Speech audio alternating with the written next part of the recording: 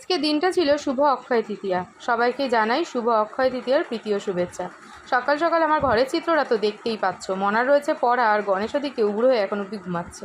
তারপর দুজন মিলে বেরিয়ে গেল কোচিংয়ের উদ্দেশ্যে, আর আমি এদিকে রান্নাবান্নার সাথে সাথে ঘরের কাজগুলো টুকটুক করে তাড়াতাড়ি সেরে নিলাম, কারণ মনাকে আমারই আবার আনতে যেতে হবে। গণেশ অফিস যাওয়ার পথে আমাকে নামিয়ে দিয়ে যাবে। আর আজকে আকাশটা যা ছিল না, সে কি বলবো তোমাদের, মনে হচ্ছিল পুরো শরতের আকাশ, এত ভালো লাগছিল। সকাল সকাল এরকম বেরোলে আর আকাশটা দেখলে মনটা কিন্তু ভালো হয়ে যায়। এই জন্যই সবাই বলে যে সকালবেলা একটু মর্নিং ওয়াক করতে যাওয়া খুবই ভালো, কারণ এরকম একটা সুন্দর আকাশ, সুন্দর আবহাওয়ার সাক্ষী হওয়া যায়। মনাকে বাড়িতে নিয়ে এসে মনা করলো অনলাইন ক্লাস, আর আমি করে নিলাম দুপুরের খাওয়া দাওয়া। তারপরে বিকেলে টিউশন পড়িয়ে মেয়ে আর মা দুজন মিলে বেরিয়ে পড়লাম একটু অক্ষয় তৃতীয়ার হালখাতা করতে। ফুচকা খেলাম, আইসক্রিম কিনলাম, আর তার সাথে অক্ষয় তৃতীয়ার হালখাতায় আজকে কী কী জিনিস কিনলাম সেটাই তোমাদের সাথে একটু শেয়ার করছি। তোমরা যারা আমার বড় ভিডিও দেখো তারা তো জানোই আমার চা চেকনিটা একদম ঐতিহাসিক হয়ে গেছিলো, সেটাই কিনে নিলাম। টাটা।